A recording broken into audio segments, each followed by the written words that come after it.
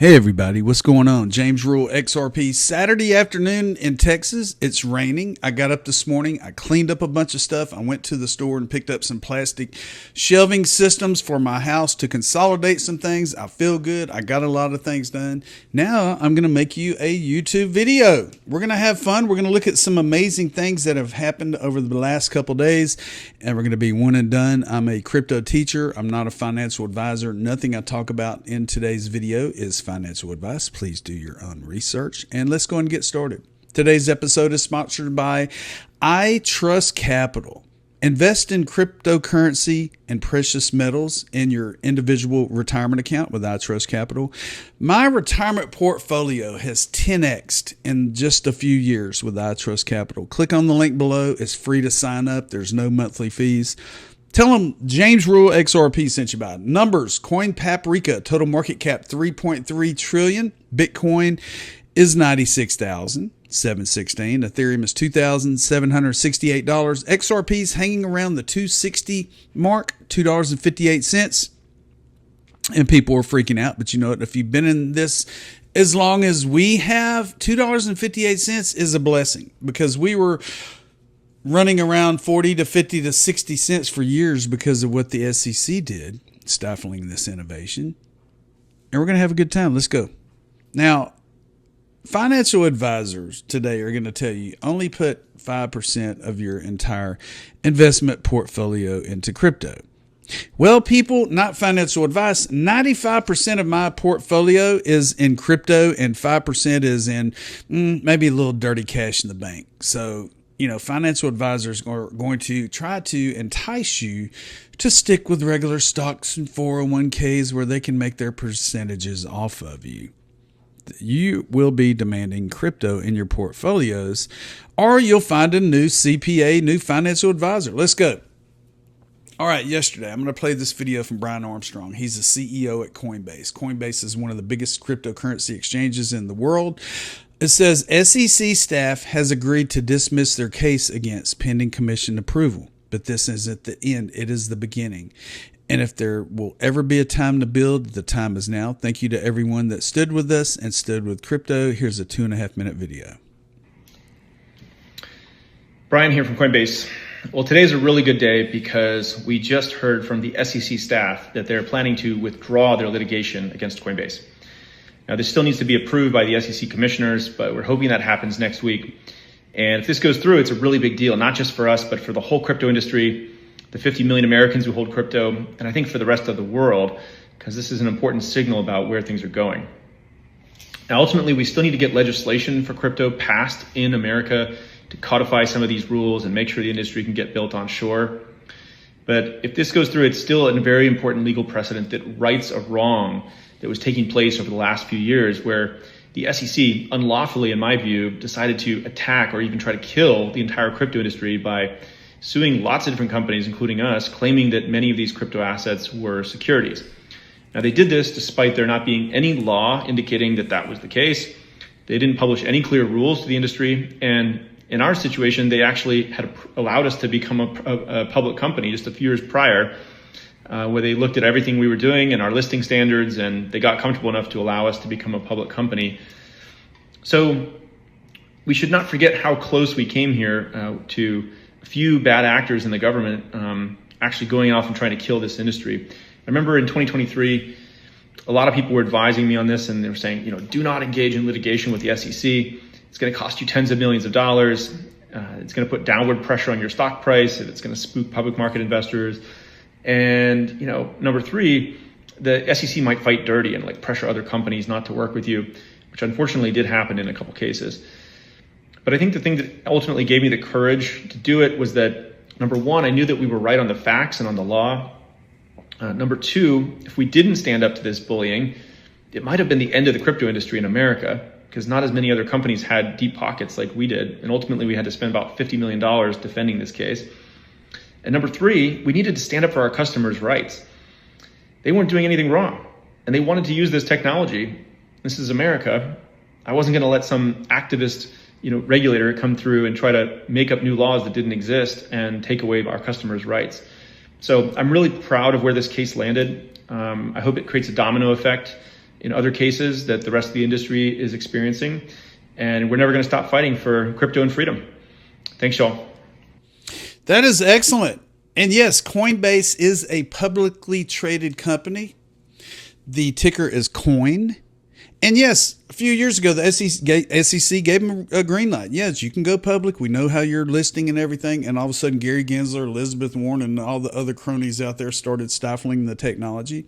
He states that they spent $50 million on lawsuits and lawyers. Well, Ripple has spent well over $100 million in lawyers and legal fees. And hopefully they get that back at the conclusion of the Ripple lawsuit, which we hope will end soon. This is a post from Brian Armstrong, and it breaks down all of the different things that they had to go through. It goes in here and it talks about the SEC, and it talks about Elizabeth Warren, and it talks about, Gary Gensler and how they made up the rules as they went. Now the SEC is open arms. They want you to come in and tell them what you have and work out a way to get this digital age maximized in the United States. So that's really exciting. I want to say congratulations to Coinbase. I am a customer of Coinbase. Now, Defensor.eth is the CEO and co-founder of OpenSea. Wow, they got some good news yesterday as well. It says the SEC is closing its investigation into OpenSea. This is a win for everyone who is creating and building on our space. Trying to classify NFTs as securities would have been a step backwards, one that misinterprets the law and slows innovation. Every creator, big or small, should be able to freely build freely without unnecessary barriers. And I've listed some NFTs on OpenSea. I have a bunch of unstoppable domain NFTs that are listed on OpenSea. So congratulations to OpenSea. Good things are starting to happen. Regulation by enforcement wasn't going to cut it with the SEC, and everybody is finally starting to wake up to this. Now, ELLIPAL on the Ripple case, everybody's asking, okay, now that Coinbase, now that OpenSea has settled, what about Ripple? Why haven't they settled yet? So ELLIPAL, right here, I'm going to expand it out a little bit. She works for Fox Business. She is a member of the crypto community on X. She is excellent. She has taken some blockchain classes. She has educated herself. She gets the news out there. I can't say enough about her. New on Ripple. As Cherry Empress 21 notes, it's more procedurally complex in Coinbase because they already have an order from Judge Torres at the district level to pay the $125 million penalty. That's Ripple. Torres, according to the final judgment, will retain jurisdiction over the case for a year until August 7th of this year to make sure the terms of the order are met. While the SEC could choose to drop the appeal at the Second Circuit, they would also need to figure out how to approach their district court and possibly come to an agreement on the penalty ruling, reduce or ask to drop, and presumably get Torres's blessing as the presider. There's a degree of uncertainty in all of this because, as one legal source tells me, we are in uncharted territory right now. And if we come down here, we can see that Jeremy Hogan, I love this, he responded to ELLIPAL. And he says, look, Coinbase and the SEC broke up after a couple dates. Ripple and the SEC moved in together, and they have a baby on the way. That breakup just takes a little longer. It just takes a little longer for all of us. Excellent, Jeremy Hogan. Hats off to you. Okay. The Senate Banking Committee is having another hearing this week, or coming up next week. Housing and Urban Affairs has scheduled a crypto hearing next week to explore bipartisan legislative frameworks for the digital asset sector. It says the hearing's witnesses will include Louis Cohen, a crypto lawyer and partner at Cahill, Gordon, and Rondell LLP. You got Jonathan Jakim, who's Kraken's Deputy General Counsel and Global Head of Policy and Government Relations, and Jai Masari, who's LightSpark's Chief Legal Officer. It says Senator Tim Scott from South Carolina, the Banking Committee's new chair, previously said establishing a digital asset framework was one of his top legislative priorities for the 119th Congress. Quote, crypto has the potential to democratize the financial world. I look forward to working with President Trump, David Sachs, and my colleagues in Congress to develop a regulatory framework for digital assets that encourage innovation here in the United States and not overseas. Earlier this month, Scott announced the creation of a digital asset working group consisting of members from the Senate Banking Committee, the House Financial Services Committee, and the Senate and House Agricultural Committees. Quote, I love the concept that we see today, synergy with the administration, the House, and the Senate, focusing not on ourselves, but focusing on working class Americans who desperately need to reduce their prices and increase their access to financial services. That's what the bicameral working group will help tackle. And here is the link to the hearing that's going to take place at 2:30 p.m. on Wednesday, February the 26th, 2025. I don't know if that 2:30 p.m. is going to be Eastern. I am currently Central here in Texas. It's probably going to be Eastern. I'll post it in the description of this video below, so you'll have a link to it. Okay, so Bitcoin Maxi Tears. I've accumulated this meme coin. Do you own XRP? Oh, wait, wait a minute now. So Bitcoin Maxi Tears was created to scoop up all of the tears of Michael Saylor, of Da Vinci here, of Jack, and all the people that have been bashing XRP and talking shit and all that stuff. So a huge shout out to Da Vinci for his excellent and totally unbiased advice about XRP. Your honesty and wisdom have been truly a gift, especially to the BMT community, Bitcoin Maxi Tears. Hope you're staying hydrated, legend. We appreciate you. And this is what he had to say about XRP. Do you own XRP? Do you buy XRP? And you're wondering, am I doing the right thing? Well, I'm telling you, no, you're not. You need to get rid of this thing. Here's why, right? You can see that the chart here, during the bull run, right, we ran up just a little bit, then we collapsed back down heavily, almost like a 50% drawdown from, it was close to 80 cents actually, and down to 40 cents. Now, this is consolidating down, unlike all the rest of the cryptos. So what are you doing holding XRP? It's not even really a crypto.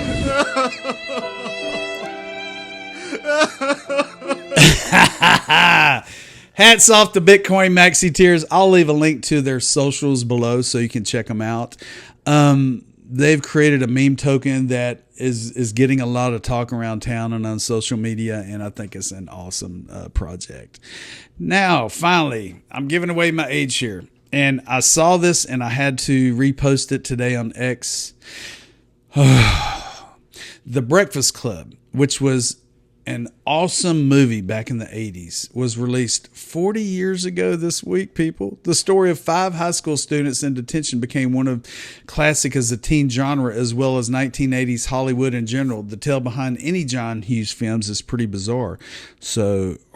Some are just better at hiding it. But yeah, The Breakfast Club was awesome. I was a senior in high school 40 years ago, 1985. Oh my God, it seemed like yesterday. But many of you out there are around the same age as myself. And wow, I mean, 40 years kind of hits you in the head. And it's just incredible to see how fast these years have gone by. You know, we've gone from the internet of information now to the internet of value, cryptocurrency, the digital age, technology, you know, cell phones and smart watches and smart TVs and high-speed internet has just, since 1985, is now the big thing. So, wow, it makes you think about the old times. So, you've just experienced the James Rule Crypto Show. Be sure to subscribe and share my channel with your friends. I try to post news as I find it. I try to make it exciting and entertaining. So do your research. Have a good time. And don't forget, I told you so.